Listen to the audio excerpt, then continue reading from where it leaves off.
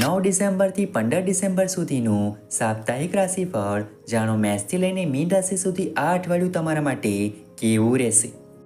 જ્યોતિષમાં રાશિફળનું વિશેષ મહત્વ છે. રાશિફળ મુજબ આ અઠવાડિયે કેટલીક રાશિઓને ભાગ્યનો સાથ મળશે, જ્યારે કેટલીક રાશિઓને પરિવારનો સાથ મળશે, પરંતુ કેટલીક રાશિઓને નુકસાન પણ થઈ શકે છે. મિત્રો, તમને આવા જ રાશિફળવાળા વિડીયો દરરોજ જોવાનું પસંદ હોય તો વિડીયોને લાઇક કરજો અને ચેનલને હજુ સુધી સબસ્ક્રાઇબ ન કરી હોય તો સબસ્ક્રાઇબ કરજો, કારણ કે આવા રાશિફળવાળા વિડીયો અમે દરરોજ બનાવતા રહીએ છીએ. તો ચાલો મિત્રો, આજના વિડીયોની શરૂઆત કરીએ. પહેલી રાશિ છે મેષ રાશિ.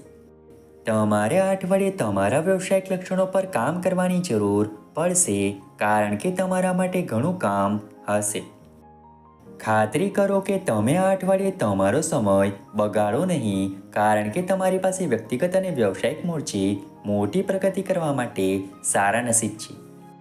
ક્રોધના કિસ્સામાં તમે આ અઠવાડિયે ઉતાવળ અને આવેગપૂર્વક વર્તન કરવાની ઈચ્છા રાખી શકો છો. તમે વાતચીત કરી શકો છો અને તમારે તમારા ફાયદા માટે તેનો ઉપયોગ કરવો જોઈએ. તણાવ દૂર કરવા માટે કોઈ પણ રમતમાં જોડાઓ. આવનારી બીજી રાશિ છે વૃષભ રાશિ. તમે એક મુશ્કેલ અઠવાડિયા માટે બચત કરી રહ્યા છો, જે એક સારો નિર્ણય છે. આ અઠવાડિયે તમે વ્યસ્ત રહી શકો છો.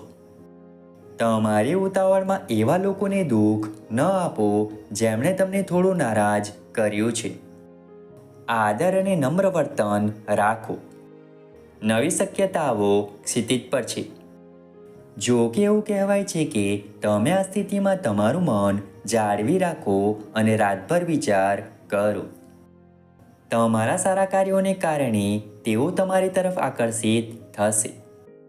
આ અઠવાડિયે ધીરજ રાખવાનો પ્રયાસ કરો. આવનારી ત્રીજી રાશિ છે મિથુન રાશિ. આ અઠવાડિયે તમે આત્મવિશ્વાસ મેળવશો અને આવકના નવા સ્ત્રોત શોધી શકશો. તમારા પરિવારના વ્યવસાયમાં તમારા પ્રયત્નોથી ફાયદો થશે. તમારી વર્તમાન નોકરીની જવાબદારીઓ વિસ્તરશે અને મિલકત સંબંધિત મુશ્કેલીઓ દૂર થશે. નવી મિલકત ખરીદવા માટે આ સપ્તાહ શુભ છે. તમારી પાસે તમારા પરિવાર સાથે બોન્ડ કરવા માટે વધુ સમય હશે. જો તમે પ્રેમમાં છો તો તમે તમારા જોડાણને નવી ઊંચાઈઓ પર લઈ જશો અને તમારી આકાંક્ષાઓને તમારા પ્રિયજનો સુધી પહોંચાડતી વખતે પ્રતિકૂળતાનો સામનો કરશો. આવનારી ચોથી રાશિ છે કર્ક રાશિ. તમે આ અઠવાડિયે કેટલાક નોંધપાત્ર રોકાણ કરી શકશો. તમે પ્રક્રિયાને ઝડપી બનાવવા, મૂલ્યાંકન અને વ્યૂહરચનાના તબક્કાને અવગણીને નવી તકમાંથી સંભવિતપણે તમામ નફો ગુમાવી શકો છો. તમારે તમારા નાણાકીય સલાહકારોની સલાહને અનુસરવી જોઈએ અને તમારો સમય કાઢવો જોઈએ.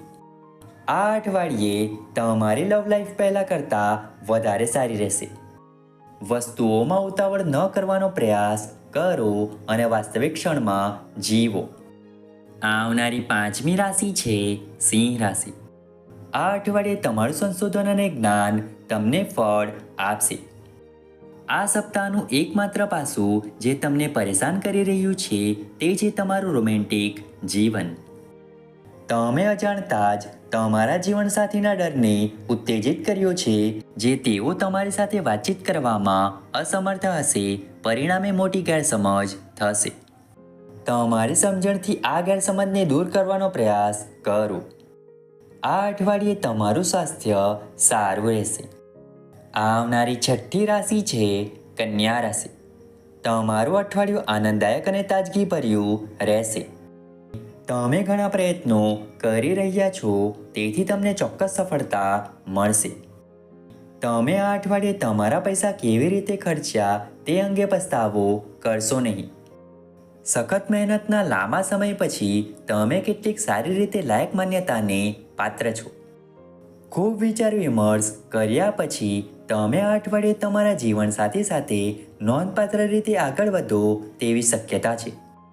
તમારા વિચારોને તમારા પર હાવી ન થવા દો. આવનારી સાતમી રાશિ છે તુલા રાશિ.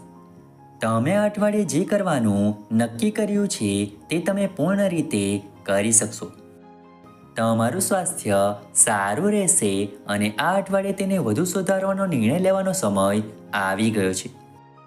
આ અઠવાડિયે તમારે દરરોજ કસરત કરવી જોઈએ અને અઠવાડિયામાં એકવાર લાંબુ ચાલવા જવું જોઈએ, કારણ કે તમારે તમારા શારીરિક અને માનસિક સ્વાસ્થ્યને સુધારવા માટે શારીરિક પ્રવૃત્તિ કરવાની જરૂર છે. આ અઠવાડિયે તમારી પાસે ઘણું કામ છે જે તમારે પૂર્ણ કરવાની જરૂર છે, તેથી તમારે તૈયાર રહેવાની પણ જરૂર છે. આવનારી 8મી રાશિ છે વૃશ્ચિક રાશિ. આ અઠવાડિયે તમને એવું લાગશે કે તમે સ્વર્ગમાં છો અથવા ક્યારે સમાપ્ત ન થાય તેવા વેકેશન પર છો. તમારે કસરત અથવા યોગ જેવી કેટલીક સ્વાસ્થ્ય સંબંધિત પ્રવૃત્તિઓમાં ફિટ થવાનો પ્રયાસ કરવો જોઈએ, જેથી તમે આ અઠવાડિયે થાકેલા ન અનુભવો. તમે શેર માર્કેટમાં રોકાણ કરી શકો છો, જે આવનારા ભવિષ્ય માટે મદદરૂપ થશે. આ અઠવાડિયે તમારી પાસે મનોરંજન માટે વિવિધ વિકલ્પો છે. આવનારી 9મી રાશિ છે ધન રાશિ. તમે આ અઠવાડિયે તમારા જીવનમાં ફાયદાકારક પરિવર્તન જોશો. તમે તાજેતરમાં ઘણી મુશ્કેલી અનુભવી રહ્યા છો અને જેમ બને તેમ નોકરી છોડવાનું વિચારી રહ્યા છો, તો તમારી કારકિર્દી વધુ સારા બદલાવ લેશે. તમે આ અઠવાડિયે વધુ આધ્યાત્મિક છો. જો વસ્તુઓ તમારા માર્ગે ન જાય તો તમે ચીડાઈ જશો નહીં અથવા હતાશ થશો નહીં, જે ફાયદાકારક છે, કારણ કે તે તમારી ભૂલોમાંથી શીખવાની અને વધુ વાસ્તવિક નિર્ણય લેવાની મંજૂરી આપે છે. આવનારી 10મી રાશિ છે મકર રાશિ. આ સપ્તાહનો ઉપયોગ તમારા જ્ઞાનમાં વધારો કરવા માટેનો રહેશે. તમે નવો માલ મેળવી શકો છો. આ અઠવાડિયું તમારા માટે ખૂબ જ કંટાળાજનક રહેશે. તમારી પાસે ઘણો ખાલી સમય હશે અને કરવા માટે લગભગ કંઈ જ નથી, કારણ કે તમારો વ્યવસાય આઉટસોર્સના કામને કારણે સમૃદ્ધ થઈ રહ્યો છે, તેથી તમારે ફક્ત તેના પર થોડો સમય અને ધ્યાન આપવાની જરૂર છે. આવનારી 11મી રાશિ છે કુંભ રાશિ. આ અઠવાડિયું તમને કેટલાક નોંધપાત્ર રોકાણ કરવાની મંજૂરી આપશે. તમારે તમારા નાણાકીય સલાહકારની સલાહને અનુસરવી જોઈએ અને તમારો સમય કાઢવો જોઈએ. તમારા જીવનસાથી ખૂબ જ સચેત અને પ્રેમાળ દેખાશે, પરંતુ તમે તમારા ભવિષ્યનો એક સાથે અથવા તમારા સંબંધમાં આગળનું પગલું ભરતા જ ઉદાસીન બની જશો. આવનારી 12મી રાશિ છે મીન રાશિ. તમને કામ પર તમારી યોગ્યતા દર્શાવવા માટે અસંખ્ય તકો આપવામાં આવશે, જે આ અઠવાડિયે તમને પ્રમોશન તરફ દોરી શકે છે.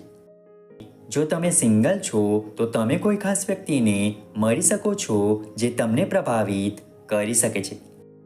આ અઠવાડિયે તમે અને તમારા જીવનસાથી રોમાંચક પ્રવૃત્તિઓ શરૂ કરશો. તમે તમારા મિત્રો સાથે પ્રવાસની યોજના બનાવી શકો છો. તમે તમારી લાગણીઓમાં સકારાત્મક પરિવર્તન અનુભવશો. મિત્રો, આશા રાખીએ છીએ કે સાપ્તાહિક રાશિફળ તમને ગમ્યું હશે. વિડીયો ગમે તો વિડીયોને લાઇક કરીને ચેનલ સબસ્ક્રાઈબ અથવા ફોલો કરવાનું ભૂલતા નહીં. ચાલો મળીશું નવા વિડીયો સાથે. ત્યાં સુધી જય માતાજી.